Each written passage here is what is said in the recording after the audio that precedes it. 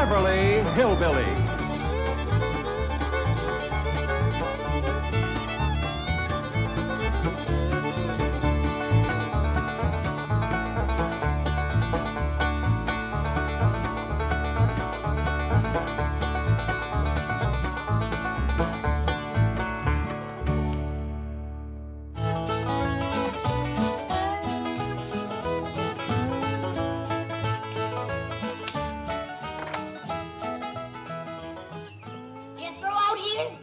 He'll be back directly, Granny. I got him running. Running where? Ooh, into town, back, uphill, downhill, around the golf pasture. What you trying to do to that boy? This morning you had him swimming up and down the cement pond like he was chasing a catfish. Well, I'm just testing him, Granny. See, he thinks he's got a hankering to go courting. Courtin?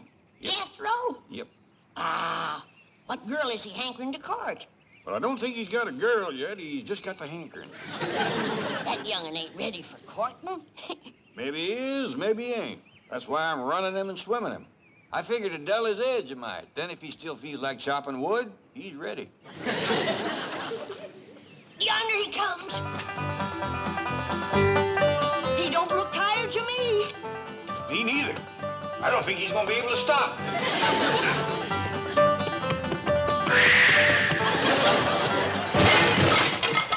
It could have been worse. He could have took out 5-10 foot of wall. I'm sorry I busted this fancy vase, but I reckon I got going too fast. Yeah, I reckon. How far'd you run? Oh, I figure 15, 20 mile. Top speed? Oh, no, sir, I stopped once. Oh, there was some fellas digging this here ditch, and they looked right tuckered. So I dug them a block or two a ditch while they rested. But I run extra special fast the rest of the way home to make up for it. We seen you. And heard you. Well, boy, you swum about 5 miles, run 15 to 20, dug a couple blocks of ditch. How you feel about courting right now? Uncle Jed, if they was a pretty girl on the other side of this house, I'd jump clean over it. He's ready. Here you are, Paul. Thank you, Elly. Now then, Jethro, let's talk about courting. Well, Elly, I'm fixing to advise Jethro on courting. Yes, sir. I want to hear the advice, too. Well, advice to girls is liable to be a mite different than advice to boys. Well, different how? You go ask your granny. Yes, sir. Granny? Close that door. Granny? What you doing in there? I'm listening. What for? You ain't liable to hear anything you don't already know. I realize that. I'm just checking my memory. You women, folks, you have your talk someplace else. Jethro and me is fixing to talk man to man. Come on, Granny. Let's go talk outside, woman to woman. Then we'll go courting. Elly, mate, courting's for boys. Girls just sit around and wait. Jed, you sure got your work cut out for you.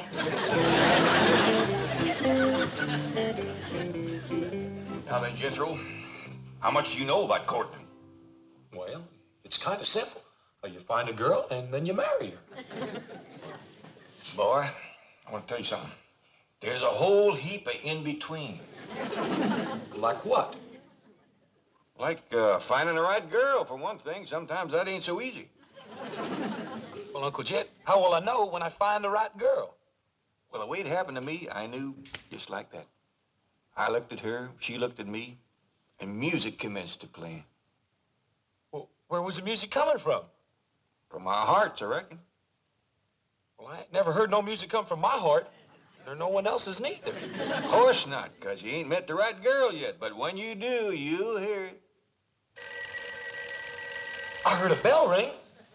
Does that mean something? Means somebody is calling. Kid Clampett speaking. Hello, Mr. Clampett. Jane Hathaway here. Did I by any chance leave a large brown envelope there last evening? Yes, ma'am. It's right here by the window. Good. I'll have Miss Trigo drop over to... Is Jethro there? Yes, ma'am. He's right here. I'll drop over and pick it up. No call for you to do that. I'll have Jethro fetch it right down to the bank to you. Uncle Jed, I want to commence courting. Just a minute. The The bank is a fine place to commence. There's lots of pretty girls work there. Oh? Oh, yeah. Jethro will be down directly, as soon as he washes up and puts on his good clothes. Well, no bother at all. Bye. Diggity dog! I'm gonna carry this down to the bank, and I'm gonna carry me a girl back. Whoa, whoa, it ain't as simple as all that. Even if you should find the right girl, you gotta make courtin talk first. I do? Why, of course. Well, Uncle Chet, how do you make courtin talk? Well, you gotta kind of sidle into it. Like you start off with, nice day, ain't it? And then you work around to where it looks like it's gonna be a nice night for a walk or a drive or a dance. And, of course, along the way, you gotta throw in a couple of, my, ain't you pretties, and get your dandy dancer. We talk like that. I'll get you on now, Uncle Chet. All right, boy, you got enough to get you started. Yes, sir. Some girl is in for a mighty spirited courtship.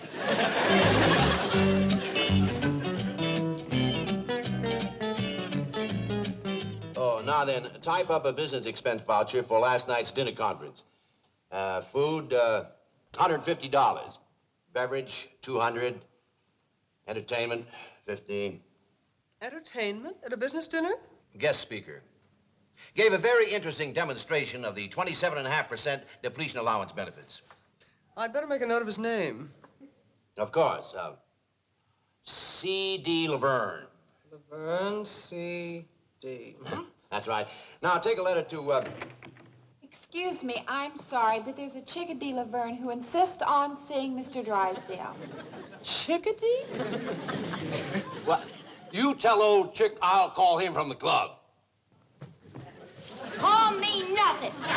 You promised me cash on the barrelhead for the show I did last night. You are C.D. Laverne? Just call me Chickadee. That was a very interesting demonstration of depletion allowance benefits, Miss Laverne. Thank you. I do this dance where I take off everything except 27.5%.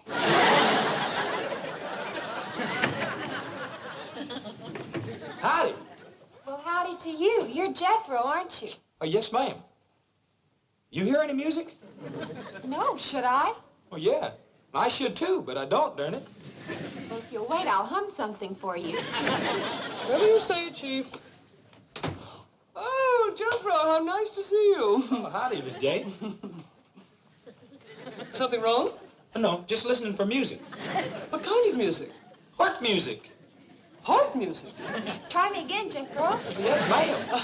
Janet, I'd like to speak to you in the pool. Pool? The secretarial pool. Let's go. I shall return, Jethro. Here you are, Chickadee. Oh, thanks, Mr. Drysdale.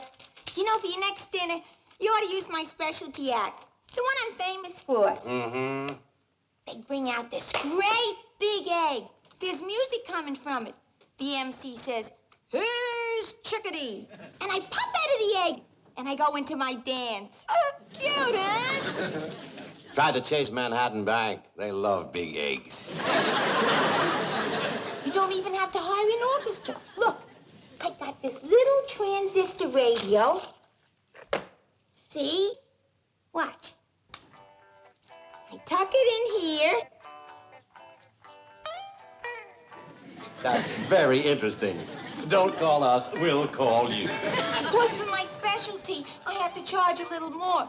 Those big eggs cost a lot of money. I'll keep you in mind. Oh, howdy. Hi. I hear it. I hear the music, just like Uncle Jed said I would. Uncle Jed? Yeah, he said that I know you was the one just as soon as I heard the music. Oh, he caught my eye. Come on, let's go. Wait a minute, don't rush me. Oh, I forgot. It's a nice day, ain't it? I mean, it's gonna be a nice night for a stroll, a drive, or a dance. I mean, you sure are pretty. And I bet you're a dandy dancer and lots of sweet talk like that. Come on, let's go.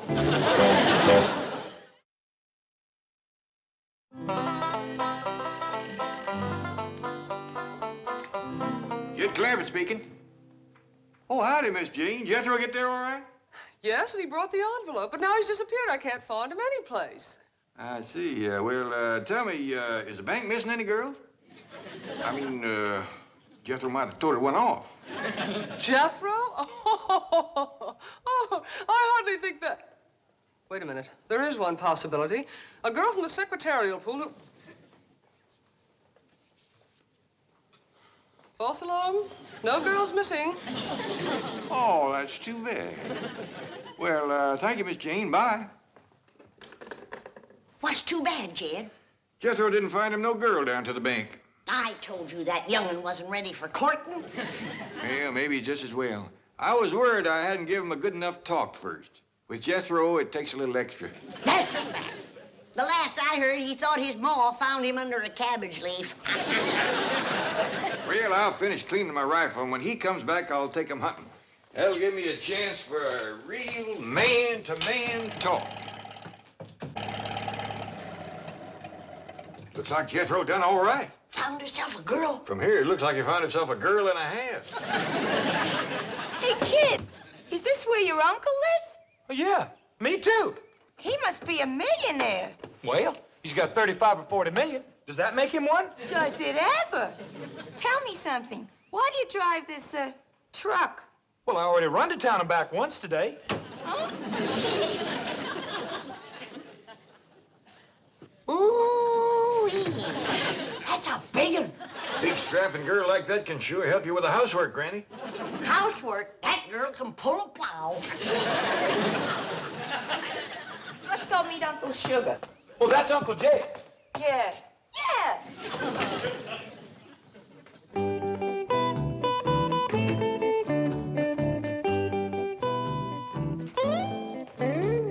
Gee, I finally made it. A private engagement in a big Beverly Hills mansion. Oh, hey, hold on. You're not engaged yet. That's right. Where's your uncle? Hey, Uncle Jed, I done found her. Come see. Here she is, Brad. Jethro, stop your bell and we's coming. Here she is. I heard the music, just like you said I would, Uncle Jed. The girl, the one and only, Miss, I don't know your name. Laverne. Chickadee Laverne. Howdy there, Miss Laverne, Chickadee Laverne. This here is Granny. Howdy. Howdy. You people live here? You own this mansion? Yes, ma'am. They found oil on our place back home, so we moved out here. Oh, you're one of those oil millionaires. I played all over Oklahoma and Texas. You don't say. Well, this here's my daughter, Elly Mae. Howdy. Honey, I don't want to worry you, but your fur piece is moving. These here is possums. Elly Mae, take them critters outside. I told you again and again, the house is no place for them. Yes, sir, Paul. Well, when's the engagement? Tonight? Tomorrow night? I'm ready. Me too. Now, maybe we better get better acquainted before we start talking engagement. Why don't we all sashay out to the kitchen? Oh, come on, Miss Chickadee. I'll take you. Well, what do you women folk think of her? Well, don't you think she's a little bit too old to marry up with Jethro, Paul? Of course she is. That kind of worried me, too, especially her talking about playing all over Oklahoma and Texas. Take a heap of years just to do that. She's about the right age for you, Jed. Granny. Yeah, why don't you marry up with her, Paul? Then I could have me a mom. You hush that kind of talk to both of you. She's Jethro's woman. He found her. According to what he told me, it was true love, too. He heard their hearts making music and everything. I still say she's too old for Jethro. Well, you can't tell about city women, Granny. I've seen old ones that look young and young ones that look old. Well, I'll just go and ask her how old she is. Now, wait, Elly. If we're going to find out Miss Chickadee's age, we got to do it in a kind of roundabout way. I don't want her embarrassed now. You leave it to me, Jed. Come on. What a kitchen. Oh, yes, ma'am. This here is my favorite room in the whole house, because this is where Granny keeps the victuals. Do you like to eat victuals? I don't know. I don't believe I've ever eaten any. Well, Miss Laverne, Chickadee Laverne, how are you and Jethro getting along? Oh, just call me Chickadee. I love this mansion. And this kitchen is the end. Oh, no, there's a lot more out back. Ain't that right, Granny? Speaking of that, how old are you? Granny, that ain't hardly what I'd call roundabout. Excuse her, ma'am. Oh, that's all right. By the way, I don't want to rush you, but I'm ready to work anytime. It's going to be a thrill working in this beautiful mansion. You hear that, Granny? Jethro, I'll say this for you. You didn't pick a lazy woman. Thank you. Maybe you better get better acquainted with Granny here, because she's the one you're going to be working with. You gotta be kidding. Huh? I can do anything you can do, honey. Granny's little, but she's wiry. She moves around real good. Yeah, I know, but, well, couldn't I work with her? Oh, sure, if you'd rather. Well, I mean, she's younger and all. She's a heap younger than you. Granny. How old are you? Granny, how about you and Elly me wamping up some victuals for Miss Chickadee, and I'll show her around the outside. Can I go along with you, Uncle Jed? No, Jethro, you finish eating. You're still a growing boy. You're kidding. Oh, can I come along and show her my critters? Well, we can do that later, Elly May. Right now, Miss Chickadee and me got a little talking to do. Young'uns, you better clear out. Something tells me there's gonna be fireworks any minute. Now, I realize that Jethro looks like a full-grown man, but he's still kind of a boy. Yeah. He's cute, though. Well, I'm glad you feel that way. He's a fine young'un. Now, I'd like to know a little more about you, Miss Chickadee. Oh, you mean about my work? Yeah, everything. Just everything right from the start. Well, I got my start in burlesque, New York. Sounds like a nice place. About how long ago was that? You don't have to be exact. I'm just trying to get a notion. Oh, about 18, 19 years ago. Is that a fact? That's when I first broke out of the egg.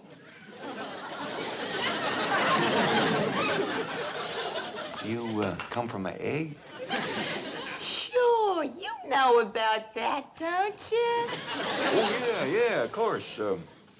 I'll tell you what, why don't you go over yonder and look around the cement pond over there? I want to have a word with Granny. Oh, swell. I love this place. It's beautiful. Well, thank you, ma'am. I'll see you in a bit.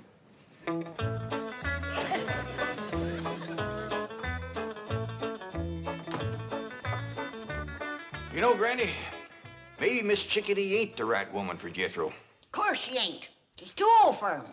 Well, ain't that so much. Fact is, she's only a little older than Jethro. Who says? She said. She told me she was born 18, 19 years ago in a town named of Burlesque, New York. Hogwash. She ain't no 18 or 19. Well, whether she is or whether she ain't, there is a bigger problem. What's that? Well, what with Jethro thinking he was found under a cabbage leaf, and her thinking she come from an egg, I just don't see much future for them two.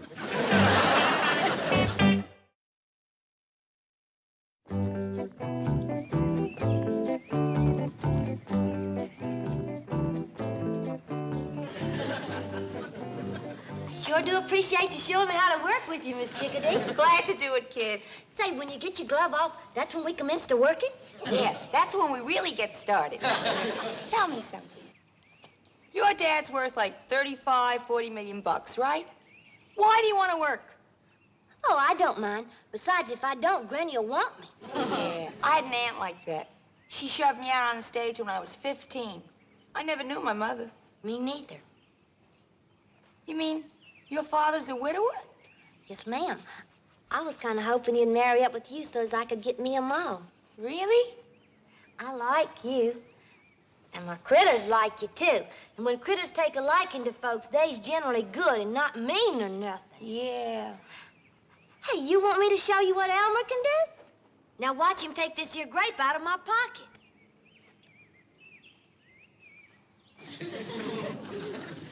Say, he sure is clever with those little hands. Could he untie a bow? Sure he could. Elmer, you and I may be working together.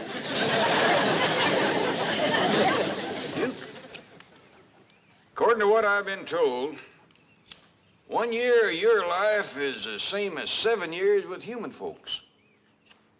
That ought to put you close to 100 years old.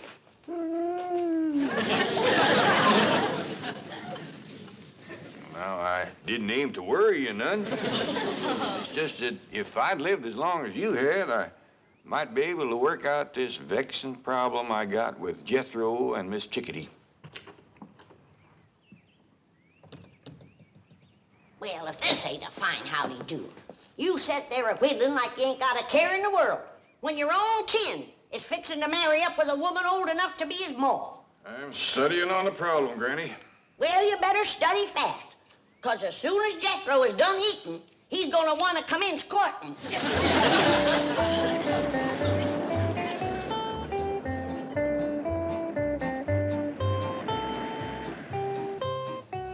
Howdy there, folks. Mr. Clampett. Granny. Mr. Clampett, I'm sorry to trouble you, but I need one more signature. No trouble at all. Not compared to the trouble we got with Jethro. Now, Granny. Well, hasn't he arrived home yet? Oh, of course. He's right out there in the kitchen now poking down the victuals. I shall pop in and pass the time of day with the handsome lad. Miss Jane would make a heap better match for Jethro than that old. Now, Granny, don't bother Mr. Drysdale with our family problems. Now, Mr. Clampett, as I've said before, your problems are my problem. I am willing and I hope able to help you in any way possible. Well, that's mighty neighborly of you to take so much interest, but... Don't think nothing of it. We bankers like to take as much interest as we can.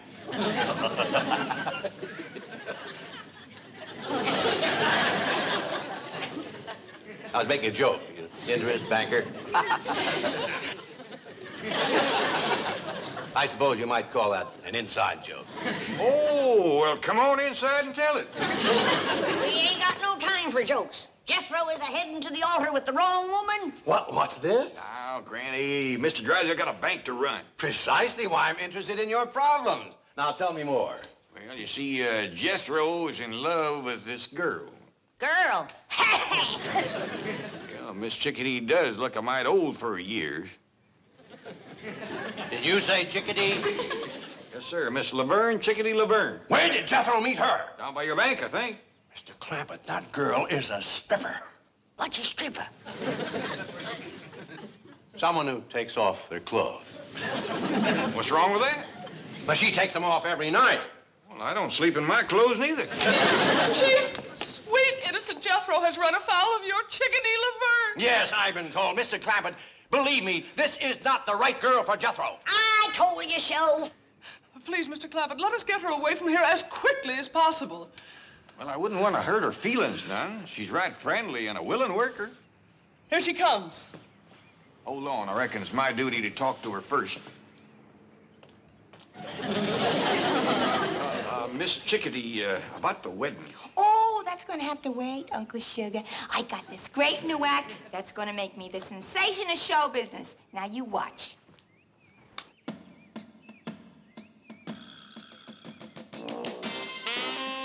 This is gonna be a great act. The MC gives me a big intro. I walk through the curtains with this raccoon. Right away, he starts unfastening my... Great act. Great act. Now, let's hurry down the bank, and I'll sign you up for the big convention next week.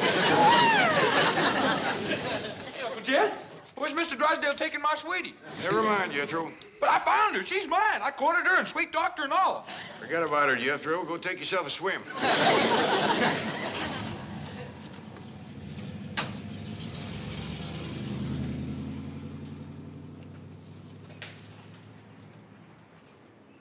Well, we got shed of her. That's a blessing. More of a blessing than you know, Granny. I was falling in love with her. No. Yep. I looked at her, she looked at me, and music commenced to play. My age, too.